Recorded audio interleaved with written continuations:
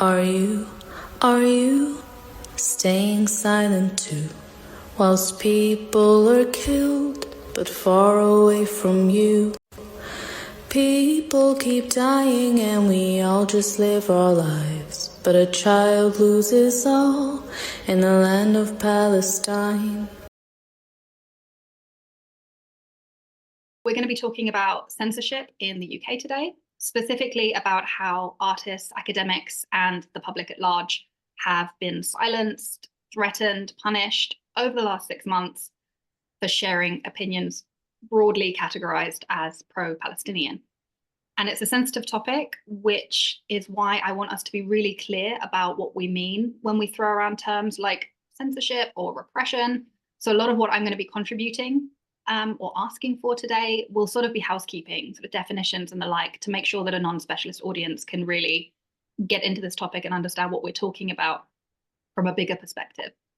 For anyone watching this video who doesn't know, I'm Abby. I'm a PhD researcher writing about how authoritarian systems work.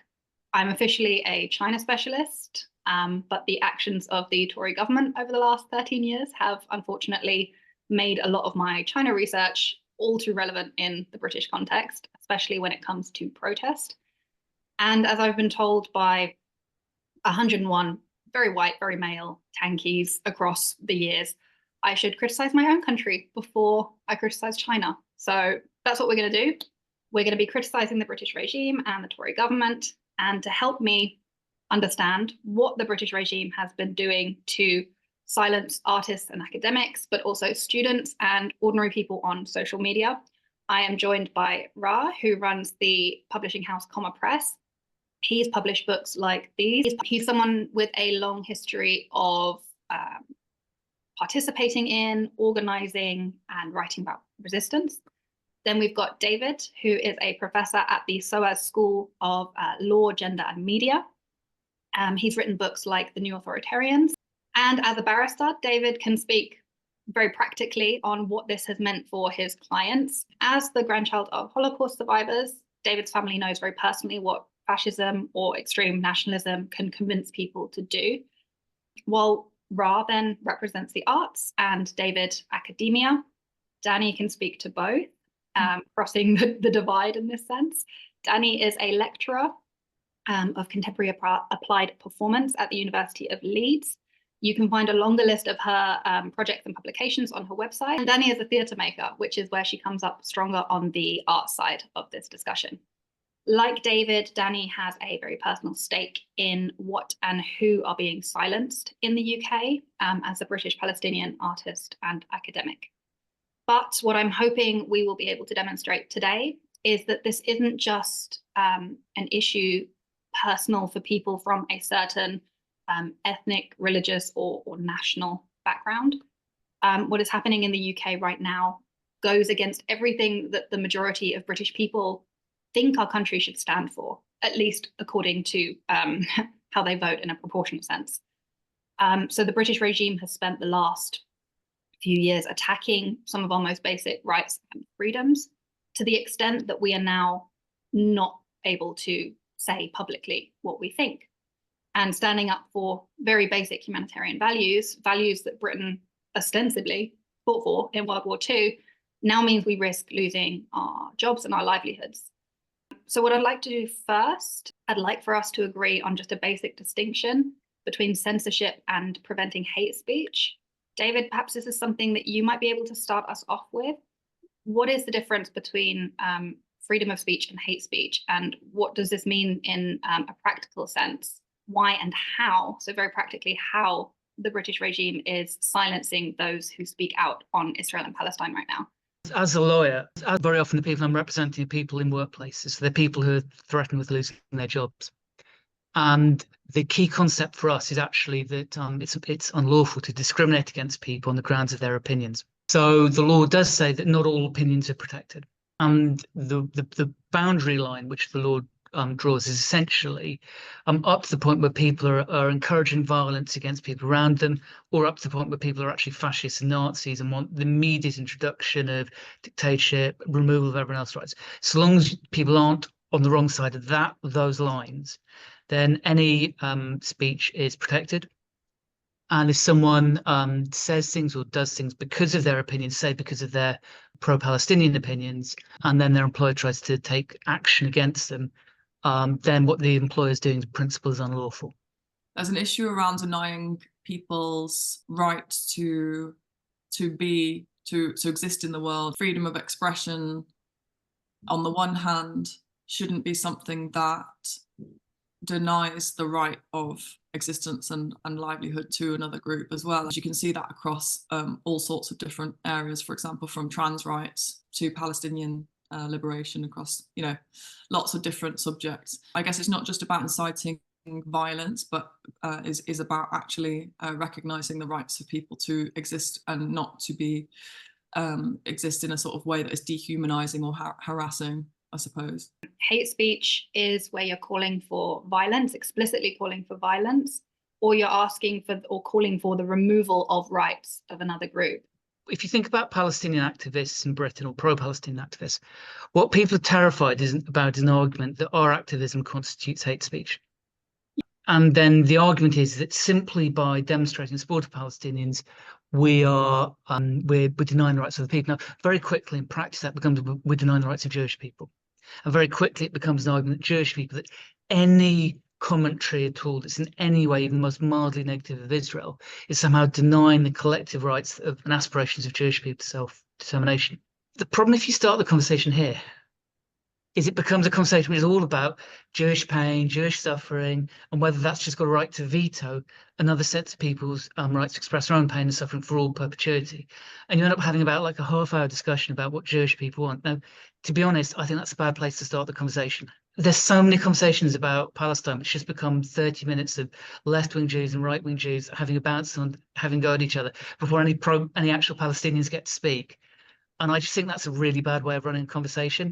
This was where I was leading with the hate speech censorship discussion, to make sure that we can sort of draw a line under hate speech and then start to discuss censorship. So the idea of asking what is then very practically the difference between hate speech and censorship was that we can then really draw a line under hate speech. We're not talking about that. That's not what this conversation is about. We're talking about very practical censorship and what is going on in the UK right now. Because I think there's a lot of content that is, especially on TikTok, which is where we're going to be putting a lot of these clips.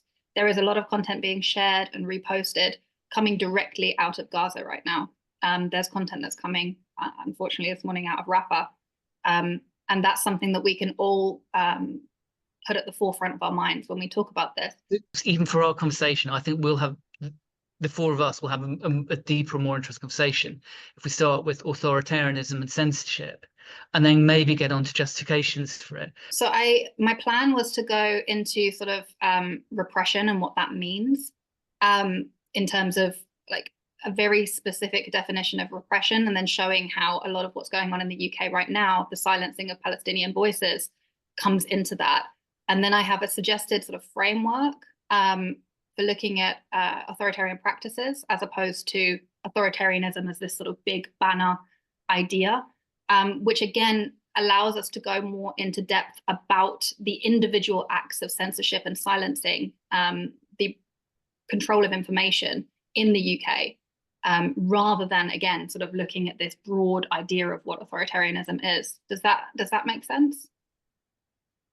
Okay, yeah. All right, let's try this then. I will, all right, where can we start then?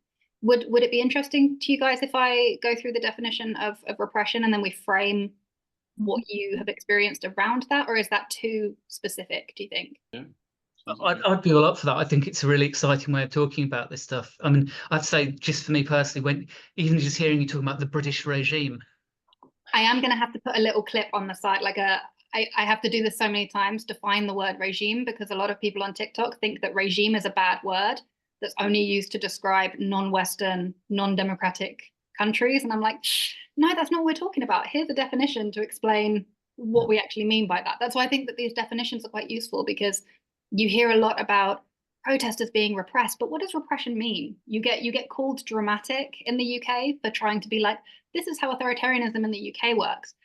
I'm not trying to be dramatic. I'm not trying to put a big sticker over the UK and say authoritarian, which people can do with quite a lot of justification.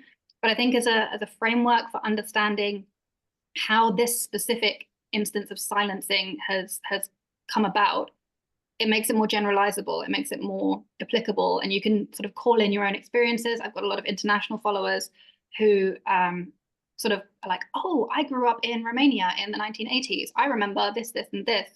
And it just makes the conversation a lot more understandable, despite using big words and all of this. People have no problem with big words. It's just defining them and making sure people know what you're talking about. So we're here to talk about this from the perspective that any opinion other than that endorsed by the British regime is not really something you can come out and say in public. So this means that the British regime is repressing in a very literal sense of the word. So even if we follow the most basic definition of repression, which is Davenport's, and I will put this on the screen again so that people can follow along, the definition of repression is imposing a cost to deter specific activities or beliefs that are deemed to challenge the government. So borrowing from the Russia-China literature, you can also call this the government's capacity to impose a cost on the citizen for choosing the government's less preferred action or belief system. So the British regime is very literally imposing a cost on those who go against the official party line of unconditional support for the state of Israel and its actions. Actions that, funnily enough, many Israelis don't even support for many reasons. So what I wanted to talk about then was UK-based repression and what this means in a very practical sense for people living and working in the UK right now, which is something that the three of you have very recent and very personal experience with. So maybe we could start with Dani and the resistance event that you were organizing as sort of a starting point. Maybe you could talk us through that. And then Ra, maybe you could talk through some of the institutional repression that you and your writers have faced recently. Myself and Comma Press were involved in co-producing Voices of Resilience, which is a theatre show which was programmed at Home, Manchester, which is a fairly large venue in the city.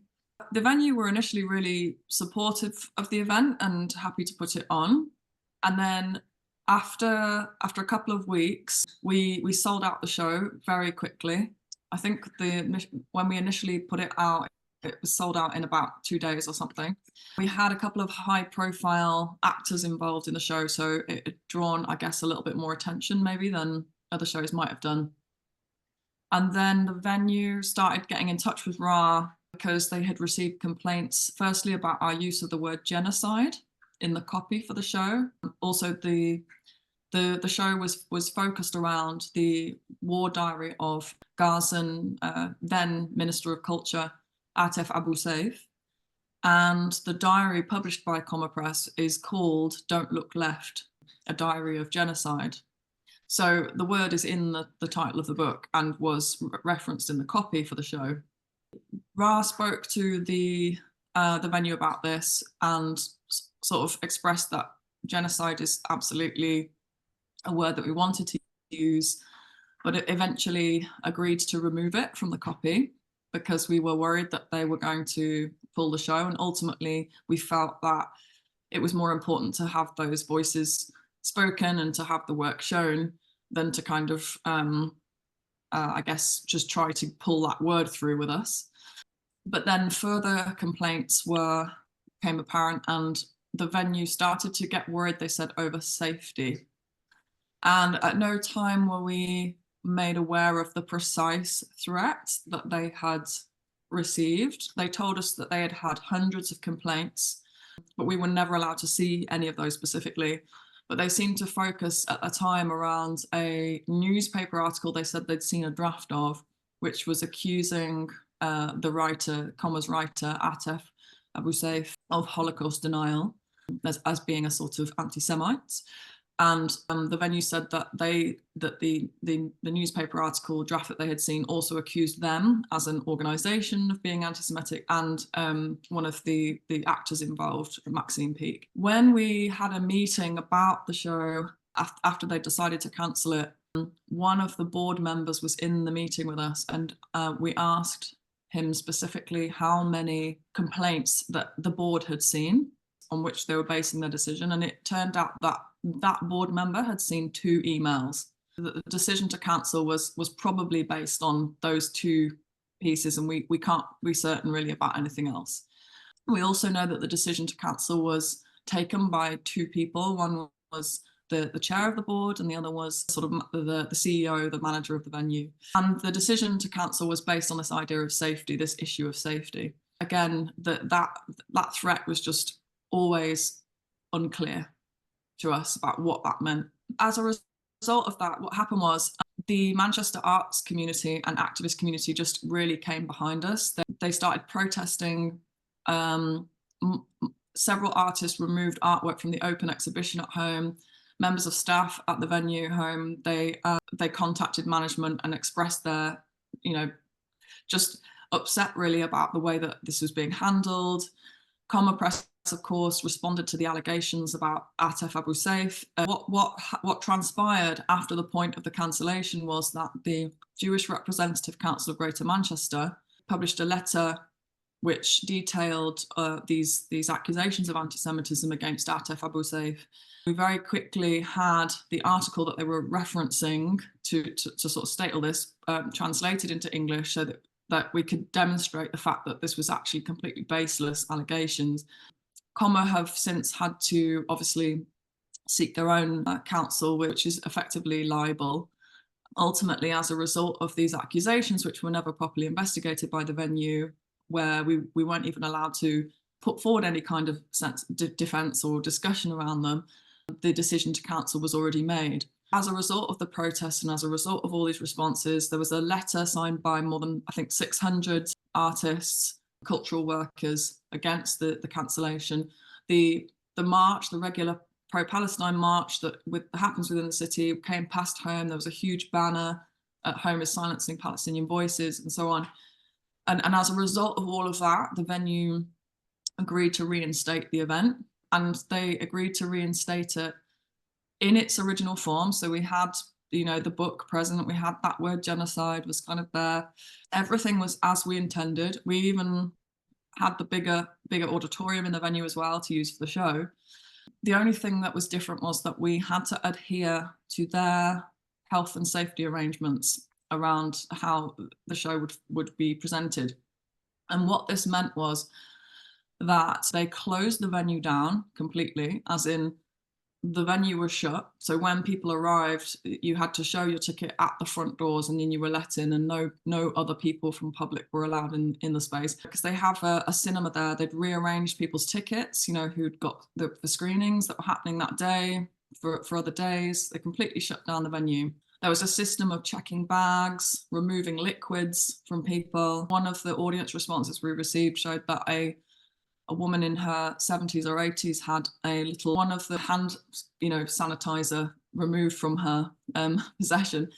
People commented that it was like trying to get on an airplane, the level of sort of scrutiny really. And there were police around the venue. There were security staff inside the venue. It was very strict about how you could enter and who could enter different areas. We got people to give us a survey afterwards, and many people felt that these measures were aimed more at the audience than they were at a sort of external threat. That's how the audience felt. I mean, one of the audience commented that there was just a level of policing that just felt it was being really more enacted on the audience than it was about protecting the audience. So I thought that was very interesting. And the other thing, again, just to mention, is that even though the venue agreed that we would collaboratively work on a risk assessment for this show, because that was one of our requests, was that we contribute to the risk assessment and we see exactly what it is that they are assessing risk for and why they're making decisions. But that was never shared with us. And again, I think wanting to put the show on and wanting to kind of do justice to Palestinian voices and the Palestinian community and the protest community became more important to us than those sorts of administrative things.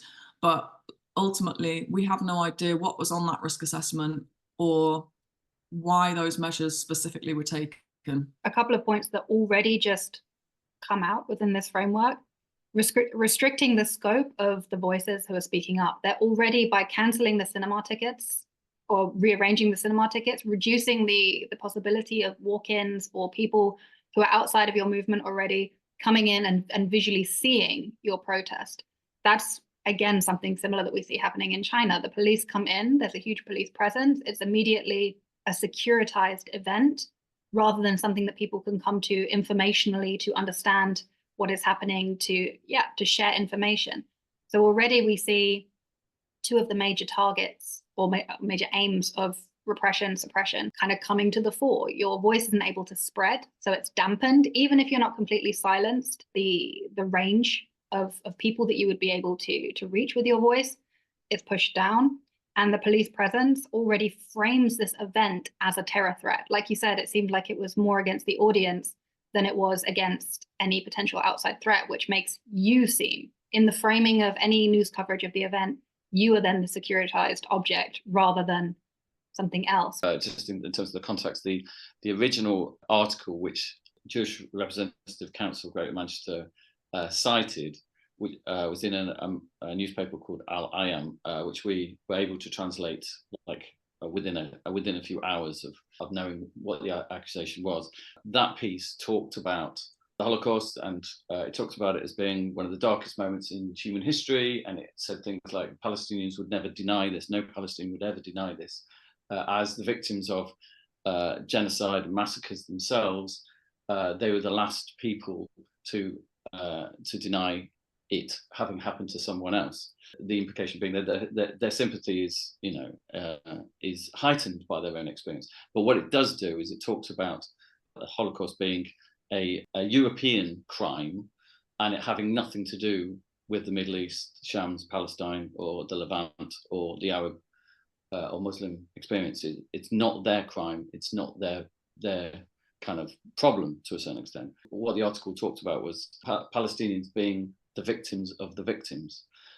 Now, on social media, I saw the argument around by Northwest Friends of Israel, another group, saying that this constitutes a version of Holocaust inversion, or what is called Holocaust inversion. I had to look this phrase up, and that is this idea that the victims of the Holocaust cannot be ever, as a group, which is problematic, to start with. But the victims of the Holocaust can never be portrayed as anything other than victims.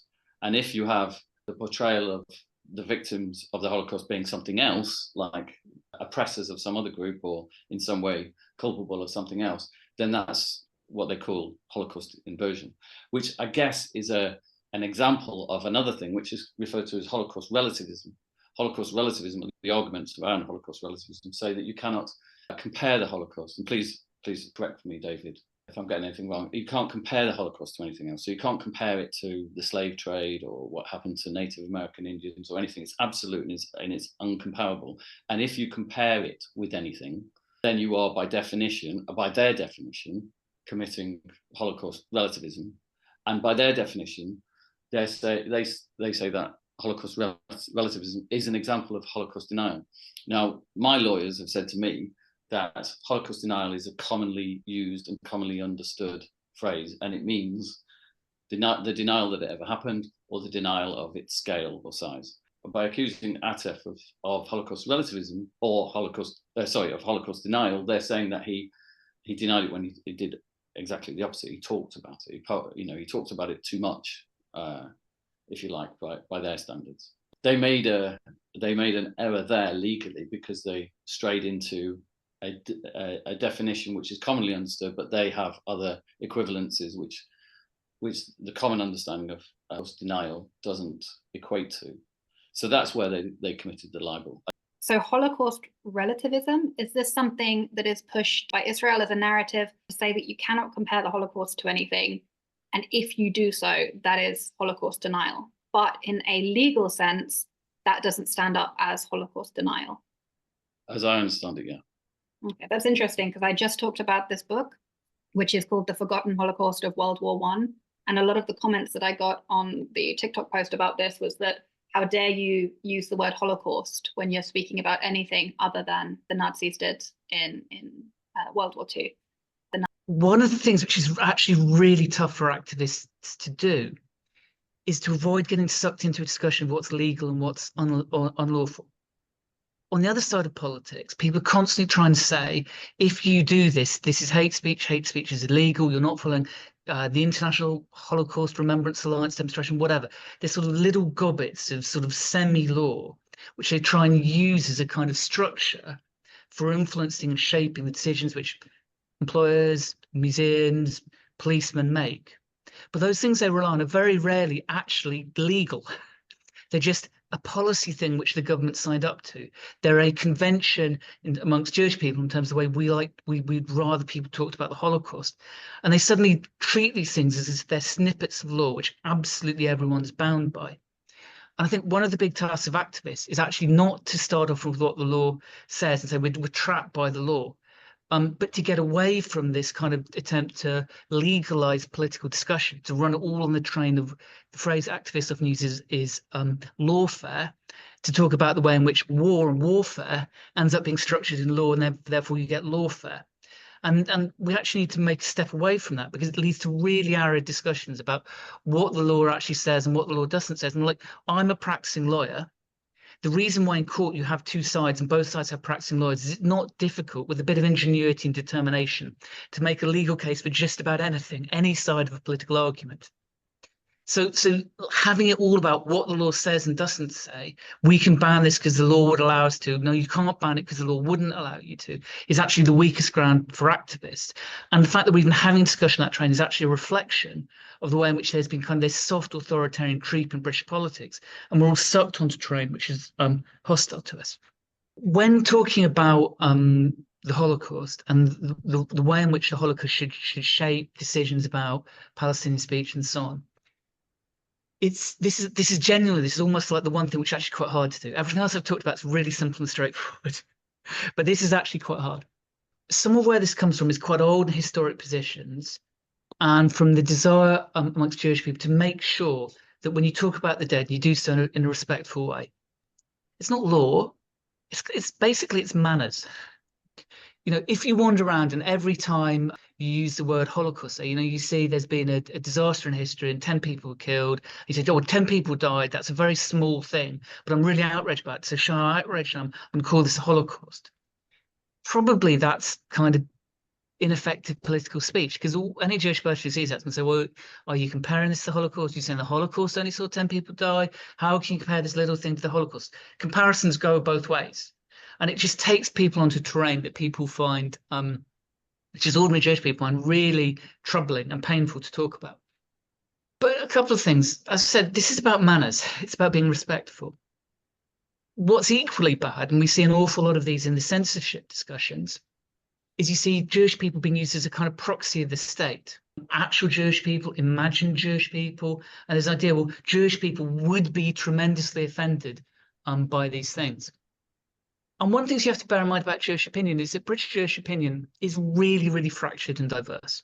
You get this constant invocation of what's often actually kind of minority Jewish opinion, and then used to silence pro-Palestinian speech. Really, all this is it's a reflection of a much broader phenomenon, which is the state needs allies. Different communities get sucked into being allies. Because we're having this context around Britain and Israel and Palestine, we know who's going to get sucked in to be the allies of the state. But in an authoritarian moment, any community can get sucked into playing that role of the ally. If we're having this discussion about politics in terms of Britain's relationship with the very right-wing state in India, there would be proxy communities of British Indians, and their hurt and grievance would be used as a way of justifying the actions of the Indian state. In a moment of authoritarianism, our identities are used to make us the policemen of other people's lives. And that's a really horrible dynamic. It's a horrible dynamic for the people who are policed, but it's actually also quite a horrible dynamic for the people of the communities who've been told, you've got to play the role of policeman. I think in terms of what people have been saying so far, one of the big things that I hear as somebody who's fascinated by authoritarian regimes is the role of the state. Now, undoubtedly, what you're seeing in Manchester is conditioned by things the state is doing. So, for example, over the last 4 years, we had a whole series of criminal laws which have made it much harder for people to have protests in Britain. You can be arrested now because you've taken a bike on a demo which you might use to lock on. People are being told their demos can't take place because they might be noisy. We've had government ministers saying that the police should intervene and crack down and call off, and they should ban pro-Palestinian marches. So all those things create a context which is part of the context for why then individual businesses, museums, etc., then start taking repressive actions. They're taking a lead from the state. One of the really sinister things about Britain in the last couple of years, and I think this is really similar to other authoritarian regimes, is that because the state is becoming more repressive, so people who aren't the state feel they have to take a lead from it. So in the example which Ra and Dani have been talking about, we see it's a museum taking the decision. Now, the museum's not the government, it's not government ministers, they're not part of a party that's the same as the ruling party, but they feel they have to take a lead and do the things the state wants them to do. And the other thing which is really hideous is they go further than the state. They actually become even more repressive than ministers or the law want them to be. So, for example, one of the things I've been researching is what's been going on in higher education, what's been going on in Britain generally. I've represented about 50 or so people potentially threatened with losing their jobs because of speech they've made which has been pro-Palestinian. I've tried to find out how many people this happened to nationally and drawing together all the people collecting figures. I think we're talking about 300 or 400 people across Britain being threatened with losing their jobs. The employers who are doing this are just some very junior person. They're probably people who vote Labour. They're probably not people who vote Conservative. They're not monsters, they're not evil, but they see a government and a political culture which is moving hard to the right, and they internalise those politics and become the local policeman of that shift to the right. You said the state needs allies, but I think another point is that the state also needs enemies. And that's something we see in Germany at the moment. It's very troubling, but you see a lot of pro-Palestinian protests being framed as Islamist. But there is this idea that you need, as much as the state needs allies, it also needs some kind of external enemy to project the problems of society onto. And that's already, the groundwork for that has already been absolutely laid by decades now of Islamophobia being built up in the post 9/11 world. And you see so much of that now impacting the Palestinian community, whether they asked for it or not. I liked your perspective there of the state being the one that we should look at rather than individuals within either activist movements or even individuals affected by it, because that's the target. That's where the problems lie, but maybe also where some of the solutions lie. There was a line in his in your Jacobin article, David, where you talk about managers trying to think themselves into the mentality of the state, and sometimes being slightly even more repressive than what the law says and what the state explicitly says. That's very much the context in which the arts find themselves in at the moment in England. At the end of January, the Arts Council quietly announced a new set of policies around what it called reputational risk.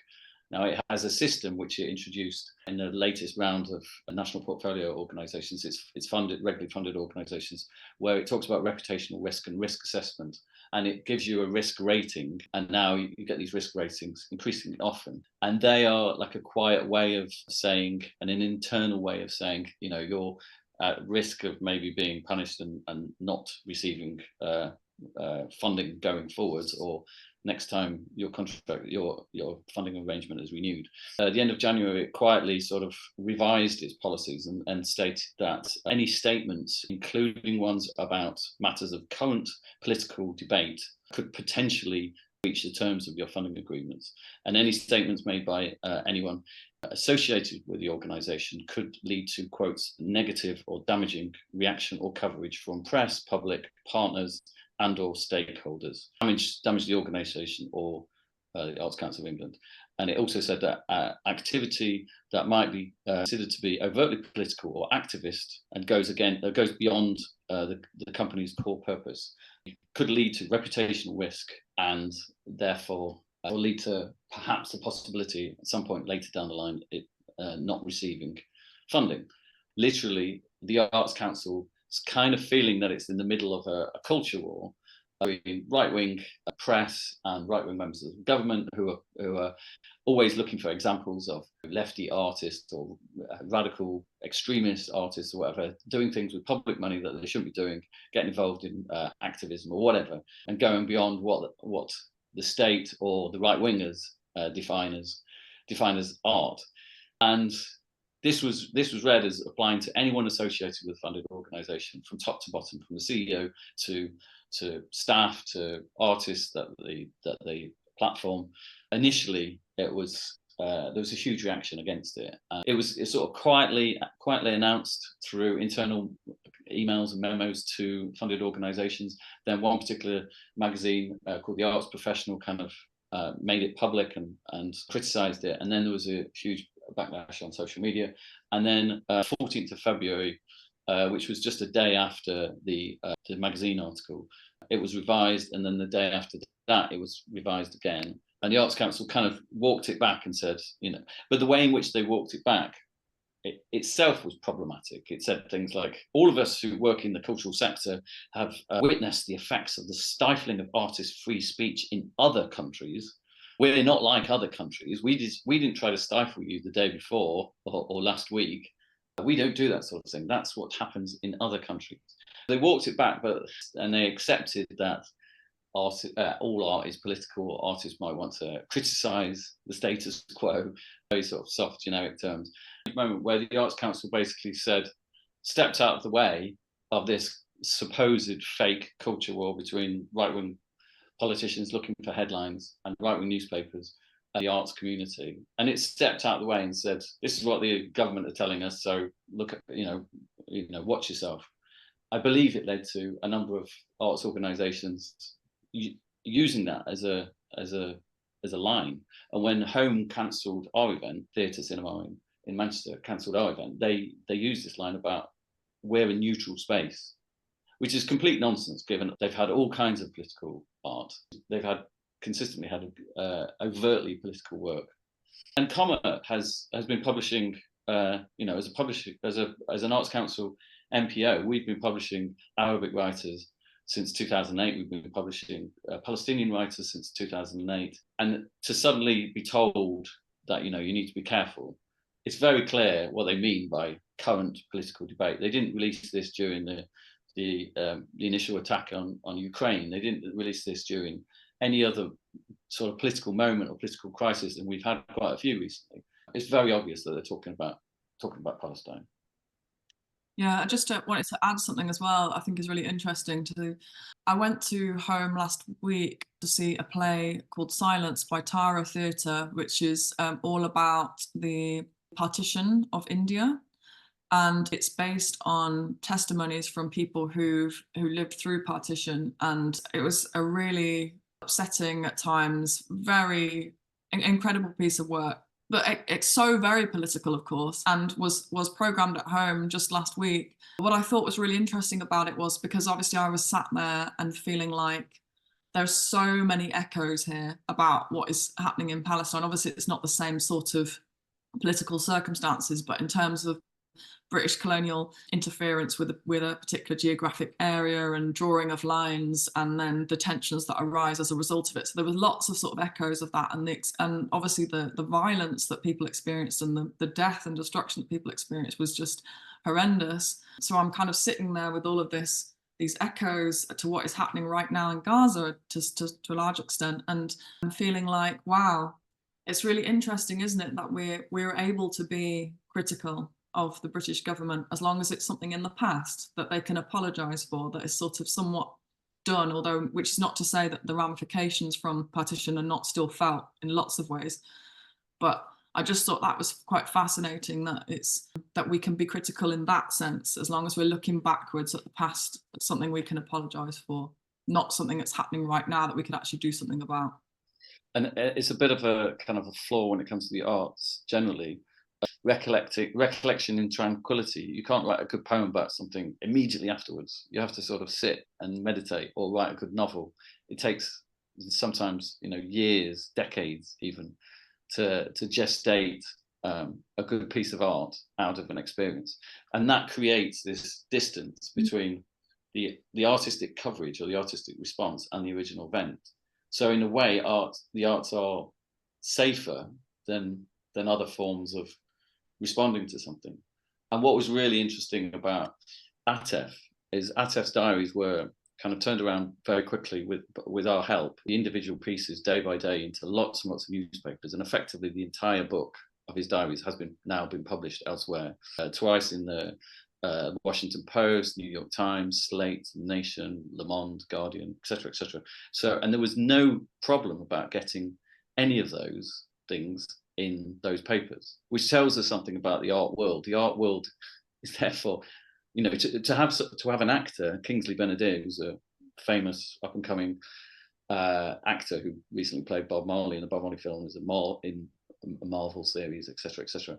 In Barbie, to have him say Atef's words on a stage is somehow more difficult for the wider community to accept than for them to appear in the op-ed section of the New York Times or the Washington Post. So it just says to me that the arts world is a lot more conservative than the news media. I think this comes back again to the idea of the British regime. What is the British regime?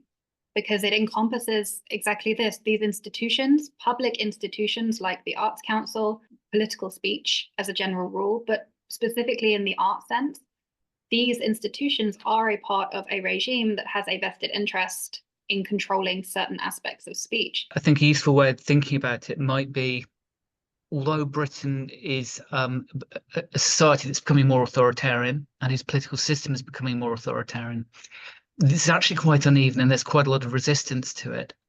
And a lot of the people who, in some cases, if they were put to pressure, might actually try and penalise protesters, often don't, because they're aware that they'll get pushed back. It's not as simple as just because it's a state that's behind this, therefore the public sector is worse than the private sector. If I think about some of the people I've had conversations with, they include sports, very, very senior sports officials who've been threatened with being spat out of leading bodies associated with high profile national sports. Because really quite limited and modest things they said, which were pro-Palestinian, and they've then found those who got picked up by the press, often journalists from the national newspapers, because we're talking about sports which are very much in the public eye. So they sent their journalists to scroll back through people's social media feeds 10, 15 years ago, find anything that's pro-Palestinian, and then just say, this national sports body should not be getting advice from, if you've just got any opinion about stuff. Garden centres who've tried to dismiss staff because they wore pro-Palestinian badges or keffiyeh, which is the most limited form of pro-Palestinian speech, and it's against a private body doing this. In that case, you didn't actually have like the press acting as the kind of mechanism between the kind of repressive bit of the state and the repressive bits of the private sector. But I think very often the press is that factor and it is playing that role in Britain. One thing which no one's done yet, as far as I'm aware, is not just gone through all the press coverage in the Times, the Telegraph, the Mail, and asked how many people have those major British newspapers called to be penalised because of pro-Palestinian opinions. Say, I'd imagine that of the 400 or 500 people I mentioned earlier, a really quite high proportion. It's because the press has identified them and said they should be driven out. But of course, that press is all privately owned. So there's a kind of really nasty interaction between like the worst bits of historic state, using the apparatus of the state, like the states of the 60s and the 70s, those top-down bureaucratic states.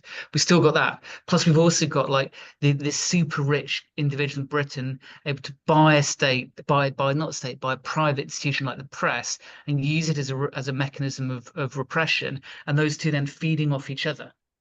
In the UK, this is particularly embedded within each other because you have people who are now working in government whose jobs before they were in government were as leaders within the British press. So I think in the UK, we have a bit of a special situation here, similar to China, in fact, where people who have worked within the press or in major newspapers like the People's Daily are also ending up in high-level government positions. In China, obviously, the context is completely different. It's because they are party members and the press is largely a state-owned organization, but you have this embeddedness within the British press, which I don't know if you see in many other countries to the same extent. I mean, Boris Johnson having become prime minister on the back of having edited many major newspapers. I think the comparison, which for authoritarianism scholars is very often used, is something like Hungary. Yeah. Where you've had like the state has all been like effectively taken over by the ruling party in the state, and there's a kind of flurry of individuals between. You've had the legal system co-opted, you've got naked political point judges and so on, but you've got all that. But unlike China, you've also got still in theory free elections where the opposition parties get limited access to TV, etc.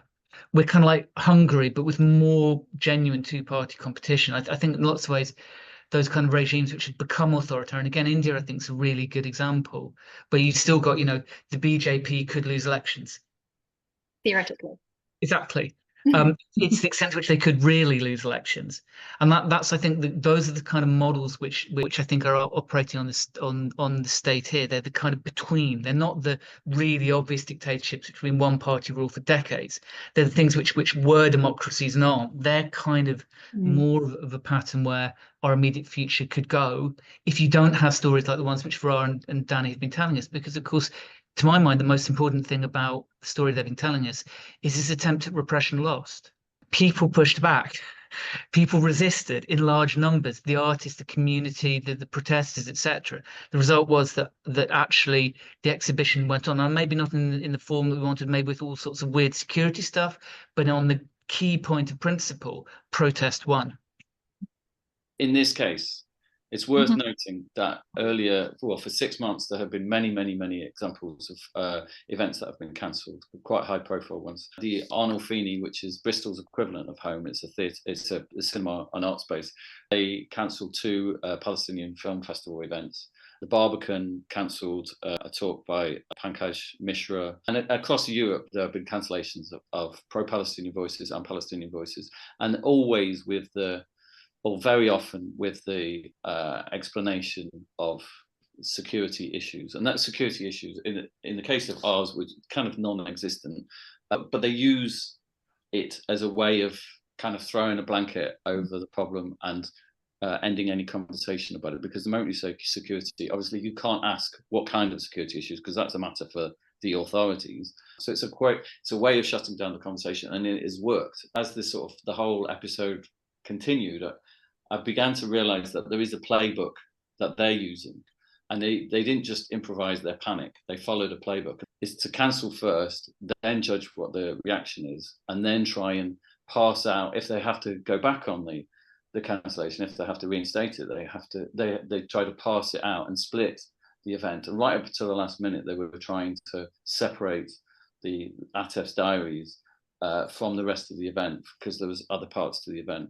See if they could still win, they could still keep both sides happy. And that felt like a playbook that I'd seen others use. It was only right at the last moment where we said, we're not going to separate any of this. We will continue we're not going to accept any kind of compromise, that they sort of gave in. It was also about not wanting Kingsley or Maxine physically present in the space. And I feel, just to come back to a point that you made earlier, Ra, and Abby, I think that you picked up on as well, the importance of us not having those kinds of high profile voices which effectively legitimize what is being said on a higher scale, but also speaks to something about the regime, which I have to mention really, I think, which is about structural racism and which bodies are legitimized within that system, and who has legitimacy to kind of speak. And that for me was a really important part, because for them, while the show might have been a sort of small gathering of Arabs, Palestinian folks that are connected to those causes, who are Islamic, for example, while it might have been a small community event, it was fine because it can kind of be put to one side, as it were. But the legitimacy of having those kinds of names involved and the scale of the event being bigger, that was what created a much bigger problem. So I wanted to introduce this authoritarian practices concept. I think it helps to have this sort of overarching comparative framework when we're talking about our own governments, what they do, and how we can put those actions into context when we're using big words like authoritarianism.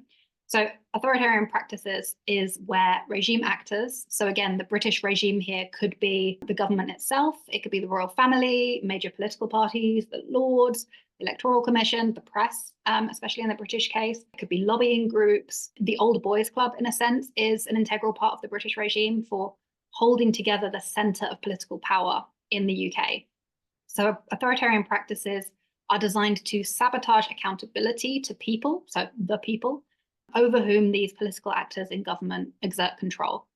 And they do that by disabling their access to information and by disabling their voice, silencing them quite literally. Rather than looking at the overall regime type of a country, which can be reductive and skewed towards US, UK models of unrepresentative democracy, authoritarian practices looks then at patterns of actions instead of the overall country as a whole. And in the case of the Tory government, if they just put forward one anti-protest legislation, it wouldn't necessarily constitute a pattern of actions. But because we've now seen this torrent of legislation forced through Parliament in some cases, with everything from changing the way that we're allowed to participate in elections in ways that explicitly benefit the Tories, making it harder to vote them out, deciding when to have an election based on when it most benefits the Tory party. This pattern of actions altogether is what is sabotaging our ability as democratic citizens to access information, express our opinions publicly, challenge the information provided by the state, and then vote accordingly. So in the context of your experiences providing information on Palestine, Israel, or even just expressing your own opinions on the subject, maybe you could talk through how regime actors, in this case, public institutions like the Arts Council or universities, do you think that the way that you and those that you know, your clients, for example, the way that you've been treated by these institutions could form part of this pattern of actions that could be described then as authoritarian in a practice-based sense? One of the things which I find very striking is that if you look at the kind of people who've been targeted for authoritarian action by the state, within activist communities, we think of something, we assume that the only people who are being targeted are things like protesters going on a march. So this weekend, a bunch of people at UCL put up a large banner as part of their tent occupation, and it had a picture of the apartheid wall in Israel falling and a huge dove of peace coming through. Now, they got arrested, they've been charged with offences under anti-terror legislation, which carry quite lengthy jail terms. It's not at all obvious whether they'll be actually prosecuted or indeed convicted. Those decisions might take a couple, like, be known in a year or a couple of years away. But that's a very simple example of an authoritarian practice and chilling speech, encouraging people to police themselves, not go on marches.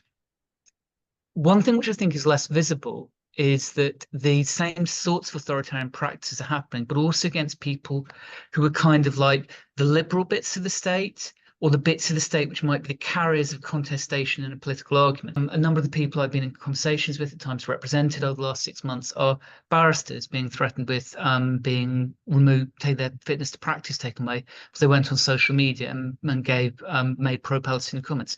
Solicitors have had the same things happen to them. One of my clients was a very, very senior journalist on a major program which was watched by millions of people every day. They were threatened with losing their job because of a relatively short-term exchange they'd had with a prominent Israeli politician. So you're seeing people who are not just at the bottom, but also people in the middle, the people who, in a sense, are also, in lots of ways, the carriers and the personification of the liberal state with its range of viewpoints. You're seeing kind of people being spat out of there too. And the other thing I think is worth thinking about authoritarian practices, and maybe this kind of chimes in earlier, authoritarian practices aren't just something that's done at the very top of the state. They happen at a low level too. You know, one of the famous sayings, I think it's about the old East German regime, that 1 in 10 of the people in that society had at one time or another informed the state, informed on their neighbours. 1 in 10 of the adult population played that role. And one of the things that's really horrible about Britain is that more and more people are being mandated by state policy to play this role of the gatekeepers of dissent. Now Ra's given the example of the Arts Council doing that, but the biggest example in Britain is actually Prevent. Right now in Prevent, if you work in children's education, if you work in universities, if you work in hospitals, if you work in social services, you're supposed to be looking out for any signs of radicalization at all. And that radicalization might be believing very strongly in anti-fascism or trans rights. It doesn't have to be, it's very often making pro-Muslim or pro-Palestinian speech, but any of these anti-regime opinions can lead you being put down on as a register, as a potential extremist. And there you see like the population being turned and mobilized into, and I have to say one last thing, not a one-party state, but behind a two-party state, because Labour never speaks out against any of these things. The anti-terror laws which were introduced and which the UCL students are being the victims of now were introduced under a Labour government. Prevent came in under Labour. So it's not authoritarianism. Some of it is about authoritarianism, so the governing party can't lose elections. But most of the time, it's an authoritarianism which leads to leaving those two parties in place and there being no challenges to them, and that having the veneer of political competition masks what's actually a really hard reduction on the range of opinions which are tolerated. When we talked about the Resist book, or was it a year ago or so, you were very keen, Abby, to see that book appear in schools. I had to sort of make the point that in the end of 2020, there was a new kind of set of guidelines issued by the government that anti-capitalist literature was to be banned from schools. Some aspects of that book, and certainly a later book that we did called The Cuckoo Cage, which was about sort of protest heroes and superheroes, sort of fantasy, which drew on kind of protest history, would be banned in schools. You also see a lot of dirty money coming into the arts, both public money, public sector money, and private money. So there's been a lot of kind of protests around things like obvious ban actors like British Petroleum, BP, Fund, the Science Museum in London, and other major museums. You see Baillie Gifford, the major funder of the Hay Festival and the Edinburgh International Book Festival, who have a lot of kind of oil on their hands, to put it mildly. But there's also a case of the Bradford Literature Festival, which does great things, and I'm not criticising the Bradford Literature Festival, but a few years ago, it received funding from part of kind of a post-Prevent pot of money, which was kind of a police community fund. And a whole load of Muslim writers withdrew from the Bradford Literature Festival because of that association with Prevent. It's there, it's kind of present in even these kind of liberal parts of the estate, as David was saying. Really important. Also, when we're looking at, again, from the regime perspective, the flow of money is also a part of the centre of political power in the UK. This is why lobbyists are such an essential part of a regime like ours, because where the money goes influences who's allowed to impact policy and to what extent. You then have, instead of one vote per person, you have every individual gets a vote, but then companies have a huge voice to impact policy. So again, this all feeds back in, I think at least, and David may disagree with me, to what we think of as the British regime. One thing is this concept of apoliticality is part of authoritarian practices, in the sense that it equates to, we don't talk about criticism of Britain's current actions. We don't talk about Israel's current actions.